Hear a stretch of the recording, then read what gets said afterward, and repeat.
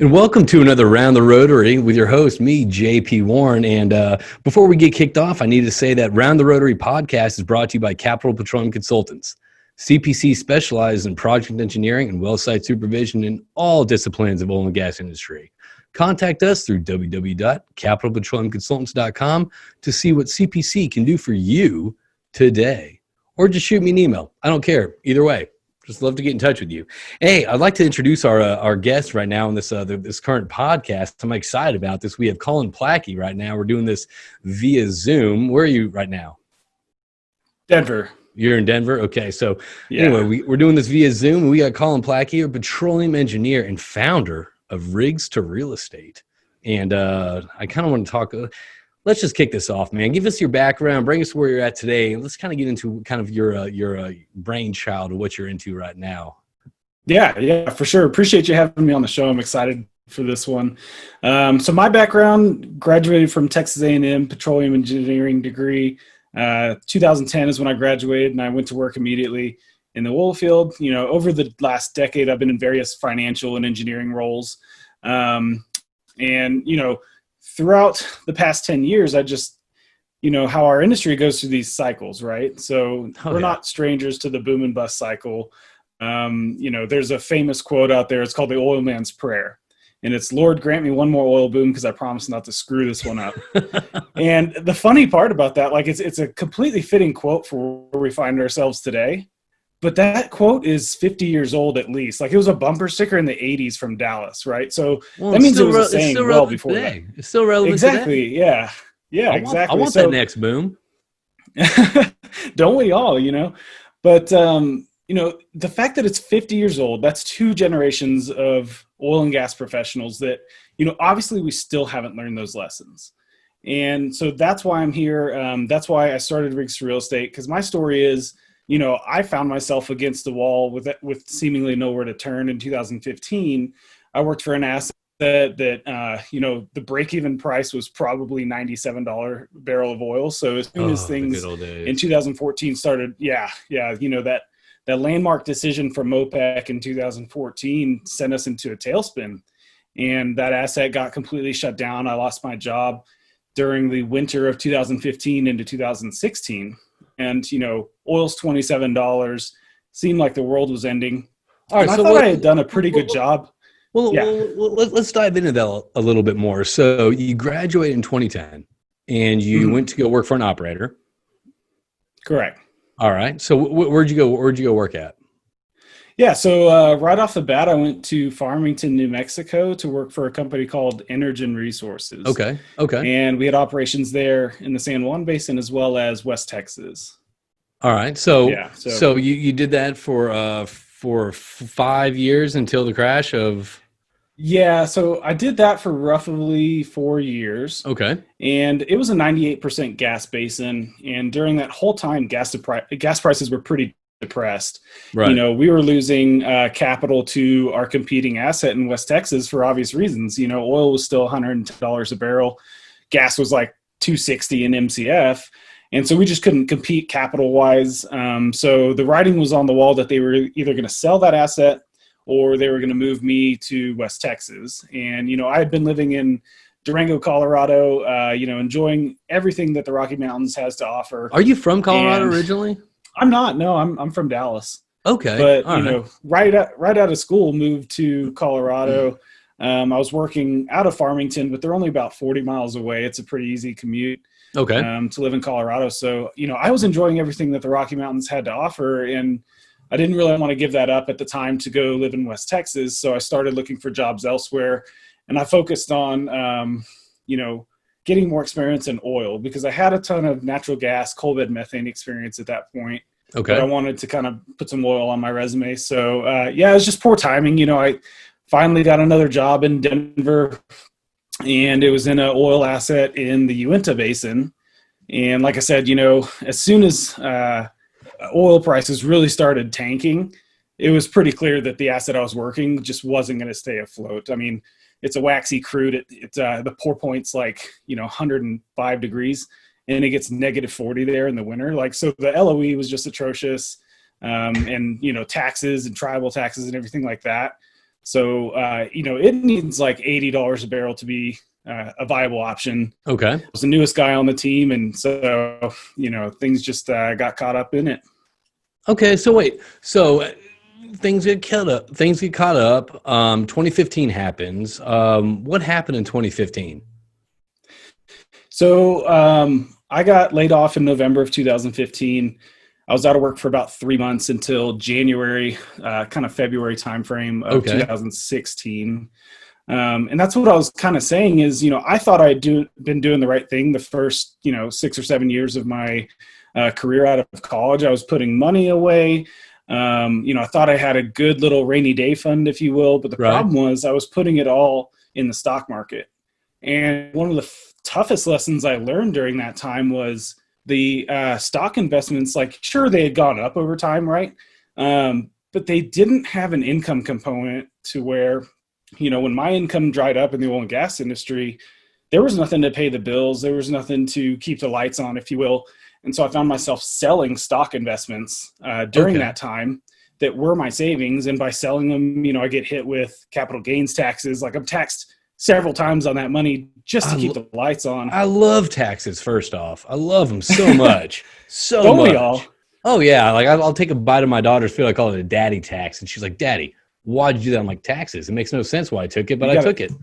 She might as well get used to it, right? So, Collin, I kind of want to so we're talking about, we kind of jumped into this. We're talking about, you start off in, 2010, you get in 2015, you got let go. But I guess what we really want to focus on, the purpose of this podcast discussion right now between you and me is that you have kind of done something that's kind of, look, whether it's your own or whether it's your not, that's fine. But what you're doing, you kind of put your own little brand on it, right?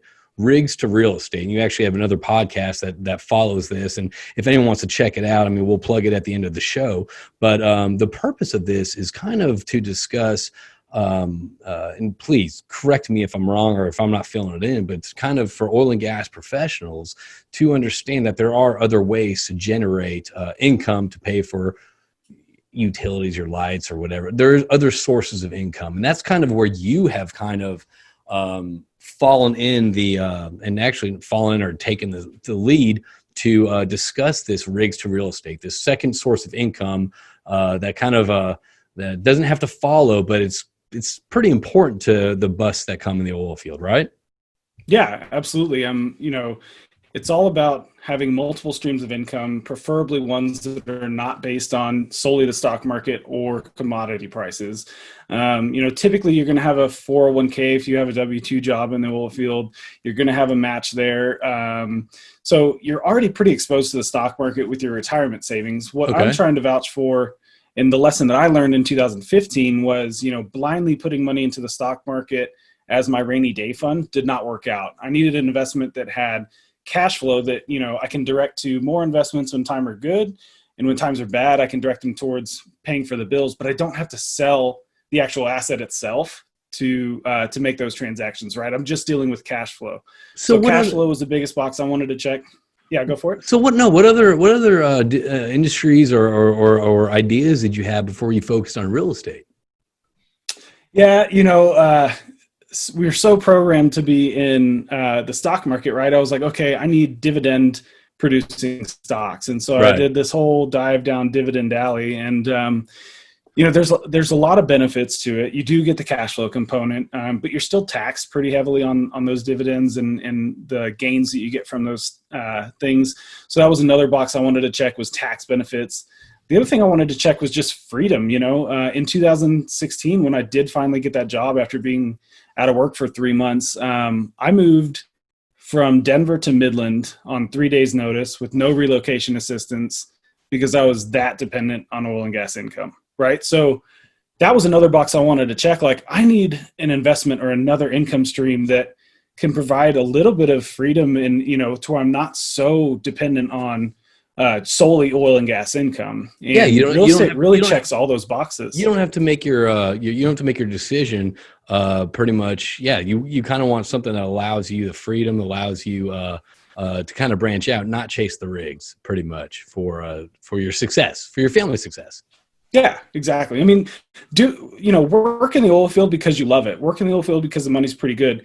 But Right. what you do on the side, you need to make sure you enjoy it as well. But it also needs to be money that's passive income, that's not tied to oil prices, commodity prices, the stock market, that type of thing. And real estate really fits that bill. There's a lot of other things. I'm not naive enough to think that, real estate's the only answer. It's just it's the answer that I found. And it's the answer that I'm comfortable telling other oil and gas professionals about, because they can have the same success I did. Yeah, that's a thing though. This conversation we're having right now, it doesn't have to just focus on real estate, this is what this is what you're speaking to. This is kind of where you've kind of branched out and found success. So whether it's, again, for the listeners out there, whether it's real estate, whether it's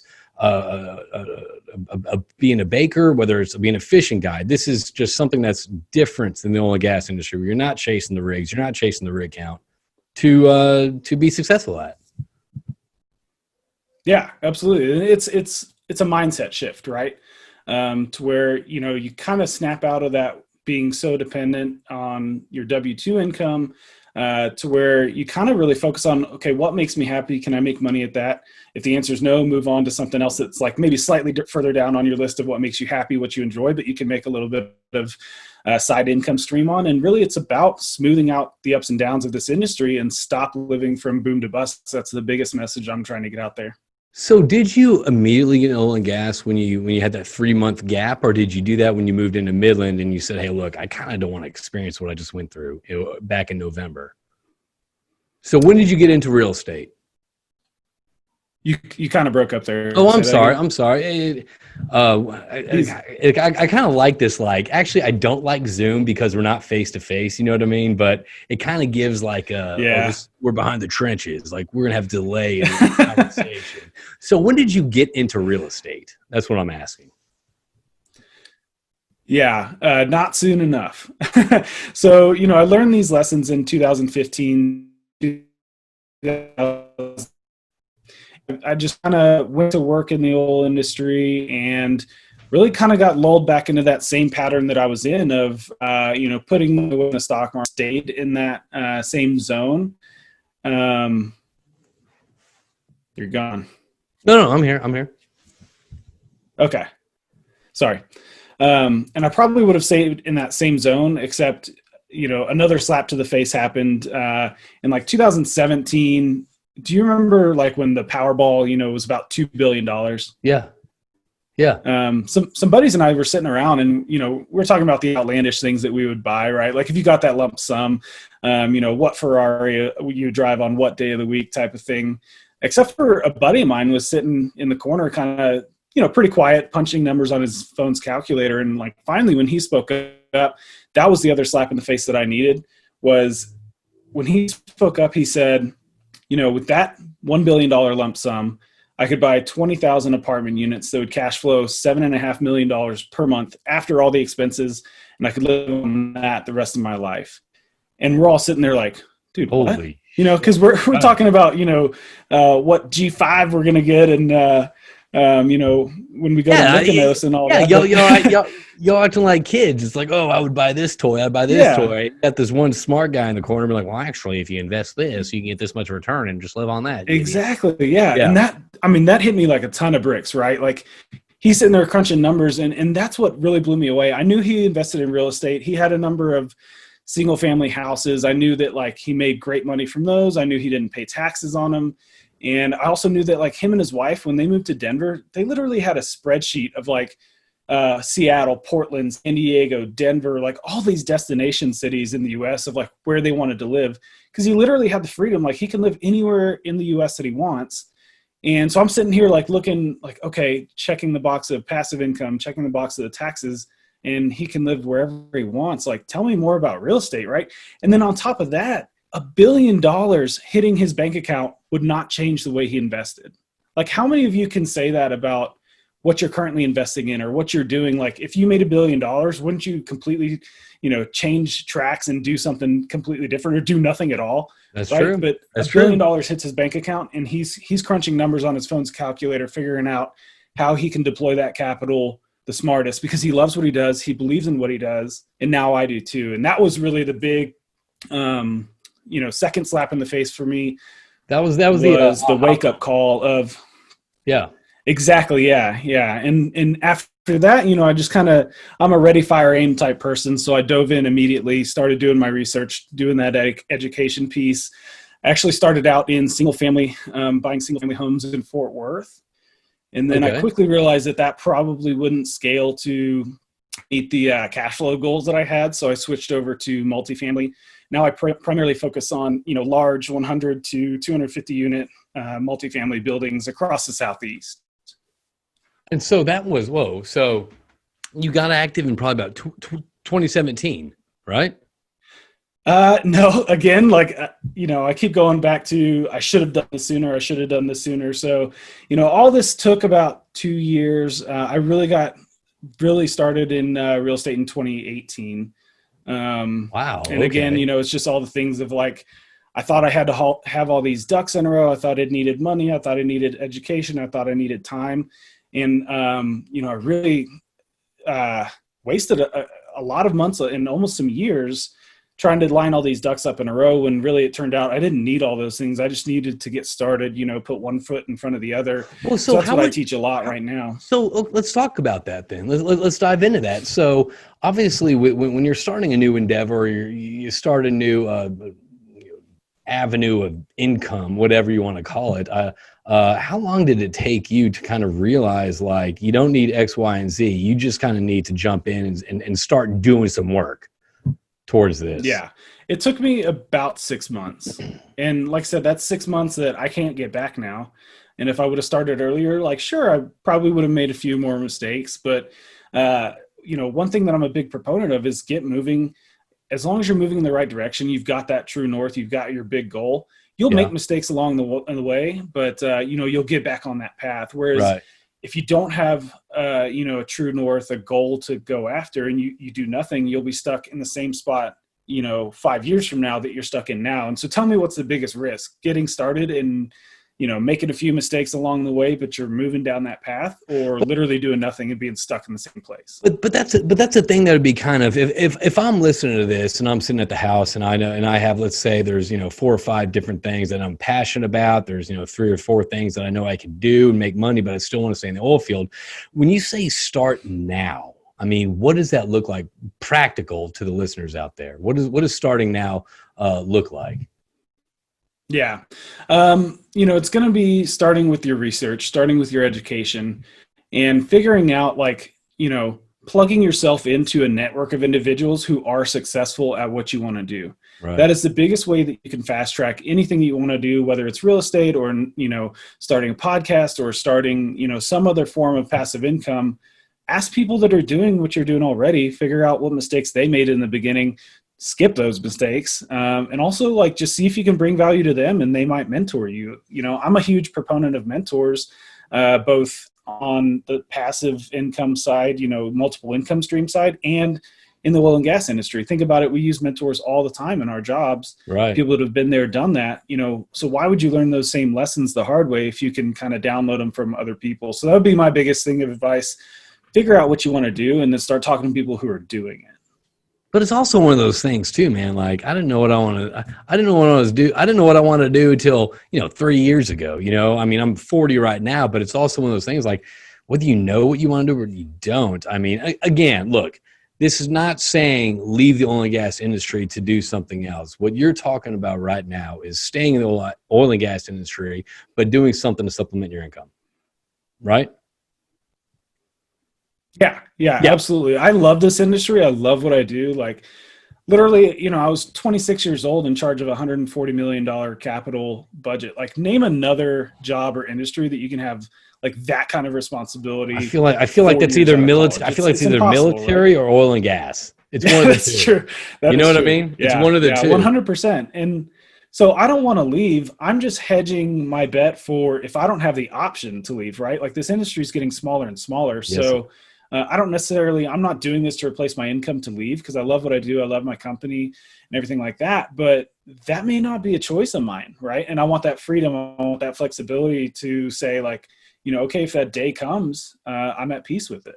How would you advise people right now? Because obviously I think right now people that find themselves between their jobs or find themselves kind of at a crossroads in their professional career, like, oh shit, I don't know whether to go this way or this way. I think I want to stay in the oil and gas industry. How are you managing the time and your resources? I guess actually it's kind of two questions right now, but not only right now, but even whenever you started going in the real estate aspect, like how much time was spent and energy spent on actually diving in, and kind of how that correlates to where like how much time and effort is in now, because right now you're at an operator, correct? An E&P operator. Correct. So yeah. How do you balance this? Yeah. So it's a balancing act. And that's something, I tell a lot of people is like that nirvana that you dream about of work-life balance, like it's never going to be there.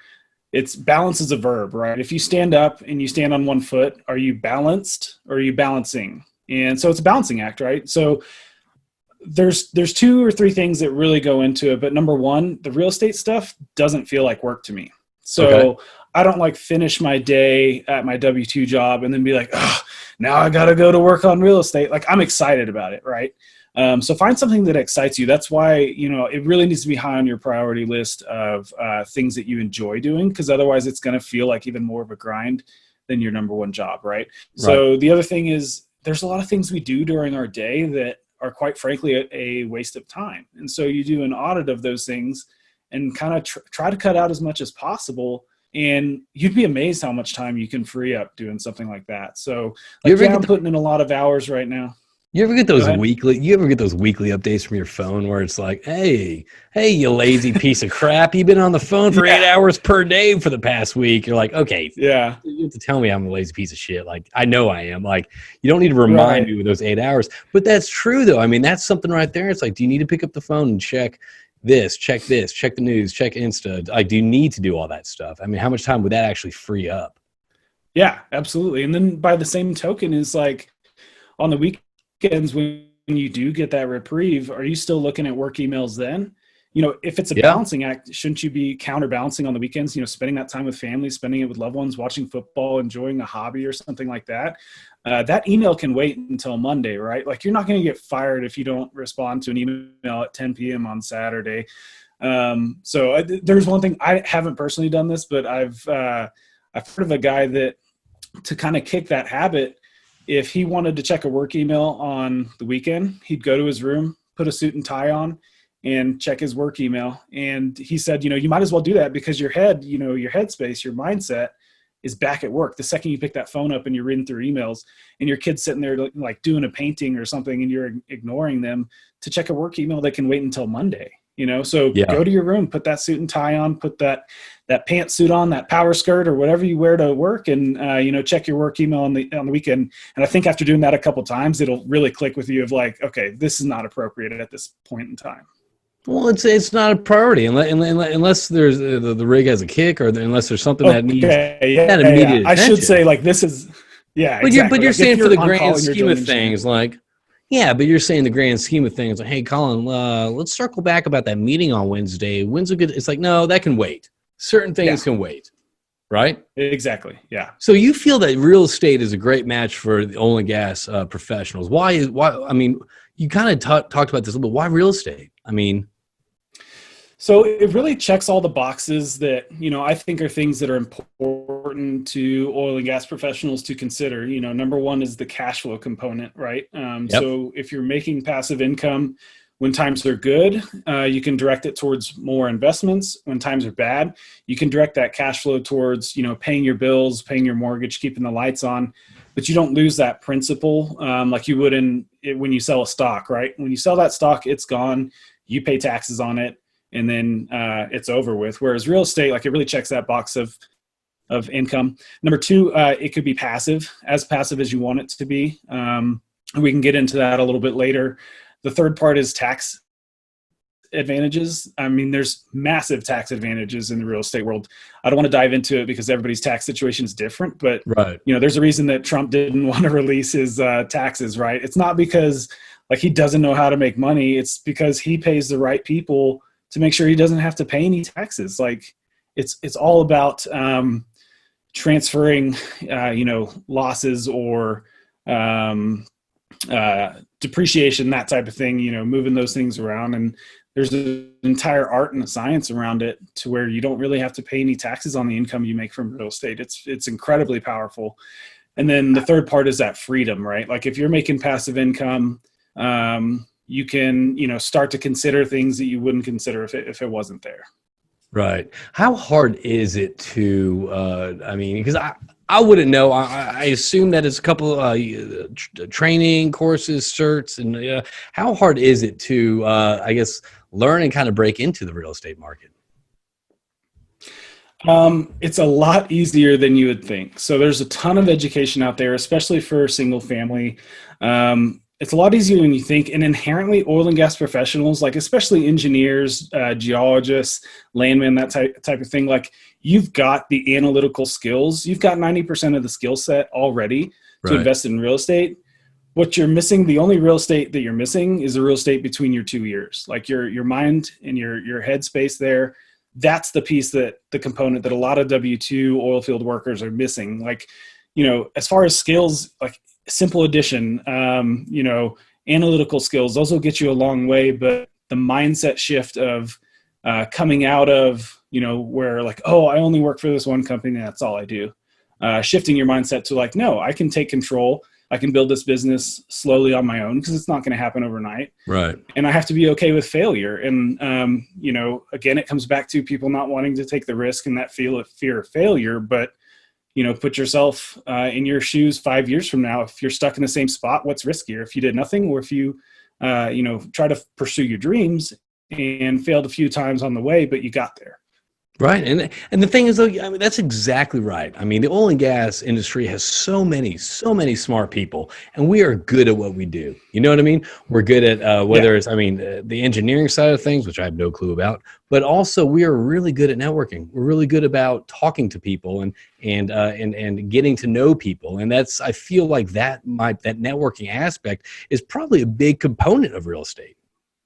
Yeah, absolutely. There's a quote out there. I think Jim Rohn, his quote is, "Your network is your net worth." And so, do all those things that you do for networking the oil and gas community, do it in the real estate setting, and you're going to be successful. Again, like I said, put yourself around people that are already doing what you want to do. That's incredibly powerful. The other thing oil and gas workers inherently have is like ability and desire to work hard. Like we love to get the job done. We love to work hard. We love working harder. We love working harder than the guy next to you or the girl next to you. You know what I mean? Like it's a challenge. Yeah. But when it comes to our finances, like we don't have those high of expectations with them. We blindly put them into the stock market and hope they go up. Well, when in your oil field career have you ever been like okay with hope as a strategy, but yet we do it with our finances. And here I'm just, trying to show people like, hey, you can take control and do this on your own. You've got all the skills. You just need to work on your mindset and your networking and everything like that. And everything else will fall into place. Well, how do you find your why? That's something, it's just, well, let's talk. Well, my why came from. Let's talk about why. What is your why? Your why is really like, what's your biggest driver, your true north, your biggest in life? What do you want to get out of life? And the how is something that you can fill in later, but you want to figure out like, what do you want to do? Do you want to get to a place where you have financial freedom and you can live on a beach and do nothing? Or are you the type that you want financial freedom so you can give back to others and help others in a way that only, extra money and income can provide? Is your why your family? Do you want more time to spend with them? Do you not want to have to, every 2 weeks go work in the field and then come back and, it feels like your kids are grown up by the time you get back, right? That's true. So everybody's why is different for everybody else. As far as how I found mine, and how you're probably going to find yours is normally it's going to be some sort of traumatic experience, right?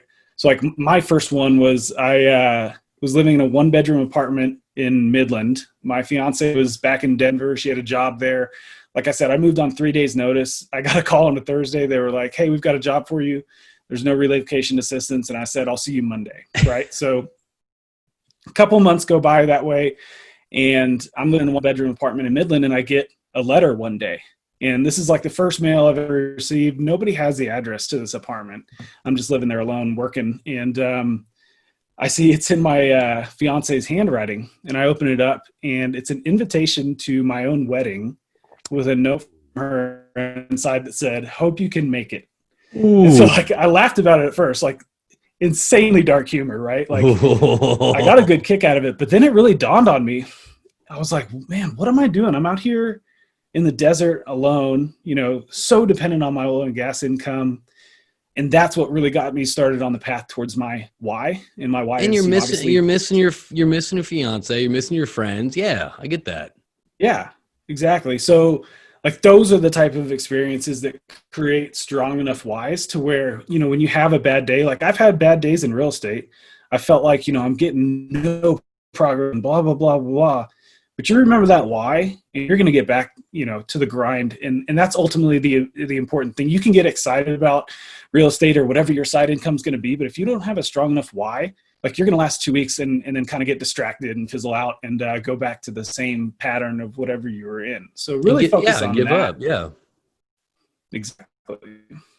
Yeah, no, I mean, I think that's a great point. I mean, and so we talked about trying to figure out what you do, what could be a path, whether it's real estate or whether it's whatever. How do you kind of, when we talked about kind of analyzing, what you want to do and all that stuff, and you brought up analysis paralysis, which I think is something that's so pertinent to this days. I mean, we have information, you can't even have a conversation without someone saying, well, let me just check, let me Google that. Back in the day, you used to argue facts and, like it was kind of more of a conversation. Now it's so easy to check the facts or check your phone or check this. So analysis paralysis, so how do you avoid that? Yeah, I think it's such a vicious cycle, right? Because you think that the way to get out of analysis paralysis is to think through things and think it over and think on it. But in reality, that's just going to get you more in that state of paralysis. Yep. I've got a story of a friend of mine. She was learning to rock climb, and she wanted to get from an indoor climbing situation to an outdoor situation. So she hired a coach, and they went up to Boulder Canyon, which is just outside of Denver here. And she's up there climbing, and, she does pretty well at first. And then all of a sudden, like something hits her, she freezes, and, the wind's blowing. She can't figure out where to put her hand next. There's 1,000 places she can put her hand, because indoor climbing, right? Like it's pretty obvious what your next move is going to be. Right here, right here, right here. Yeah. Yeah. Yeah. And so she's just stuck on this wall, paralyzed. And the coach realized something's wrong. He hollers up to her. He's like, hey, what's wrong? She explains what she's feeling. She's like, frozen there, can't move up, can't move down. And what the coach did next is incredible. He just says, look at your feet. Which one is higher, your right foot or your left? And she calms down and she says, my right foot's higher. And he says, okay, take your left foot until it's higher than your right foot. And then she does that. And he says, okay, now which foot is higher? And she says, my left foot is higher. And he goes, okay, take your right foot so it's higher than your left foot. Literally follows the same procedure, and she gets to the top, no problem. And so what did he do? Like he created movement. He brought her back to the moment and said, look at your feet. Which one's ahead of the other? He didn't talk about, the next 1,000 steps to get to the top of the mountain, right? Like he just said, do one simple thing, repeat it, and then figure out what your next step is going to be. And so that's what you need to do to get out of that analysis paralysis stage, is really focus on one step at a time. Don't be thinking about step 8 when you haven't figured out step 1. Right. And so I've got those steps lined out for real estate. And that's what I really help people do through Rigs to Real Estate, is like get out of that analysis paralysis stage. I have a 6-question framework that I ask people that works.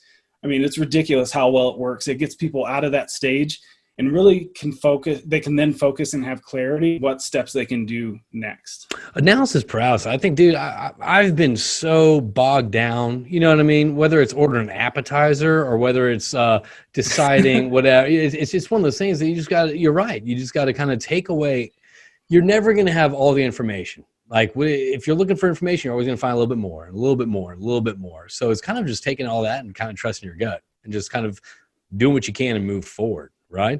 I kind of want to ask you, I mean, we're kind of coming up on time. Like, talk to me about your podcast, and talk to me about the resources that you have available out there, that people that, even if they want to call you and just maybe chat about getting other sources of income while staying in the oil and gas industry, what do you have out there for people, man? I mean, this is, to me, look, I don't think that I think what you're doing right now is revolutionary. I'm not saying you're the first one, but I think you've done an excellent job of being one of the first ones that I've seen, I may be wrong, of communicating this. And I think that's so crucial right now. What do you got out there for people that are that will listen to this and kind of are curious about pursuing this, or discussing, or even thinking about it more?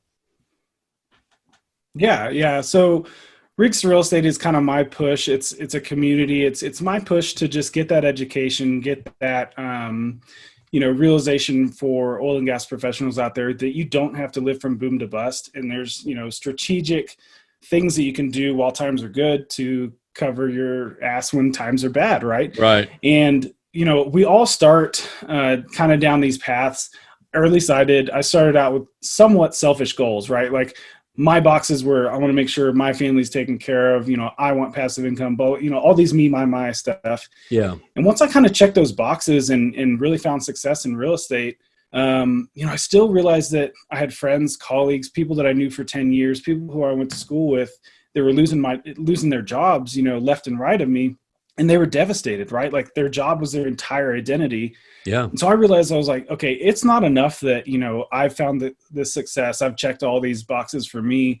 I wanted to help others, kind of find that same way to smooth out the ups and downs of our industry. And, scratching my head, it didn't take long to realize, well, like, duh, I figured it out myself. I can just teach other people how to do that as well.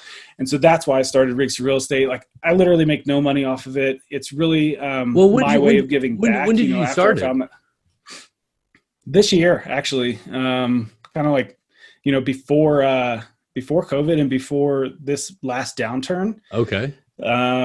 So yeah, not a lot of people were listening up front, but after COVID and after this downturn, more people are listening. That message is really resonating.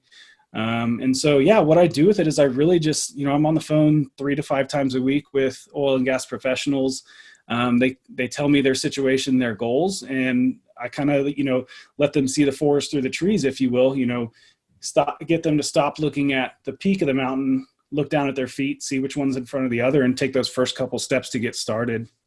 So it sounds to me like this is a great idea and a great thing to communicate to people out there. Has it been well received?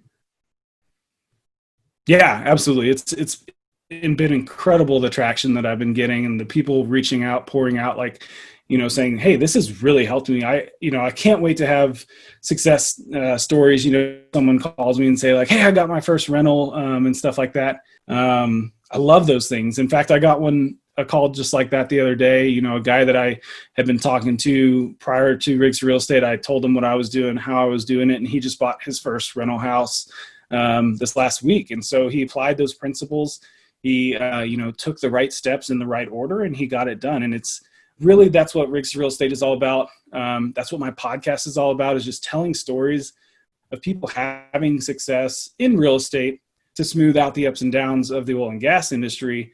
And by telling those stories, it kind of takes the fear and the mystery out of it, right? And to where you see regular people that have the same title as you, same position, same education, and they've been able to do this on their own.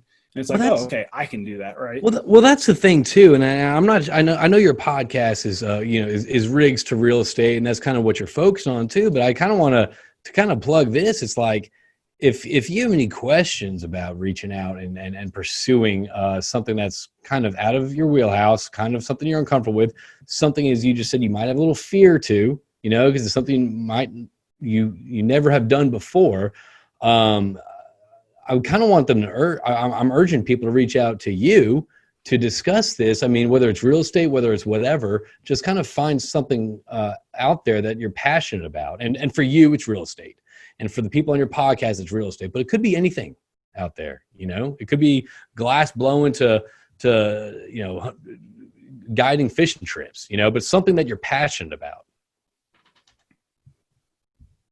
Yeah, absolutely. And, that's what's been incredible about this journey. Real estate aside, it's had me really focus on self-improvement first and foremost, and all things kind of fall in line. So, I'm not naive enough to think that real estate works for everyone. And quite frankly, it's not going to work for everyone. It can completely change some people's lives, and other people, like, it just won't be a good mix, right? And I'm perfectly fine with that. But by focusing on yourself, being in that growth mindset, and really focusing on that self-improvement component, you're going to find that whatever you want to do, those steps will kind of just come into place. You'll be a better wife, husband, parent, father, mother. You'll be a better worker at your main job. Like, I've improved working at my main job. I haven't ignored it by doing this real estate stuff, because I am now a better version of myself. And that's really ultimately what you have to think about, is like, what's the future you? How do you picture that future you? Really get into the details of what you want to be and that person you want to be, and then focus on that self-improvement and getting there. And you'll find success in whatever you want to do. Man, Collin, I feel like that you can kind of just, I feel like you can kind of set up a little, not a lunch and learn, but more of those TED Talks right now, and kind of how to succeed and rise and thrive, trying to follow your dreams. But man, do you have anything else to say to our listeners before I tell them how to touch base with you or anything like that? Yeah, I mean, if you want to hear more, you're welcome to go over to the Rigs to Real Estate podcast. It's on iTunes, Spotify, wherever you consume your podcasts, you can find it there. The other thing is, I'm very active on LinkedIn. I'm active a little bit on Facebook. I try to focus more on LinkedIn. It's more professional. And good for you. During an election year, Facebook is such a nightmare. So, dude, amen to that, man. Yeah, find me on LinkedIn. I'm over Facebook right now, man. I'm over it. Yeah, exactly. The other thing you can do is go to rigs2realestate.com. We've got, links to the podcast there. I've got some really great videos, a webinar up that if you need, some more motivation to see if real estate's right for you, watch that webinar. Join the community. And if you have already invested in real estate and you found success, reach out to me. I'd love to have you on the show. We want to tell those stories and get more oil and gas professionals, thinking about this type of thing. Collin, okay, first off, Collin, I really appreciate you coming on. I enjoyed how you weren't coming on to pitch anything or sell anything.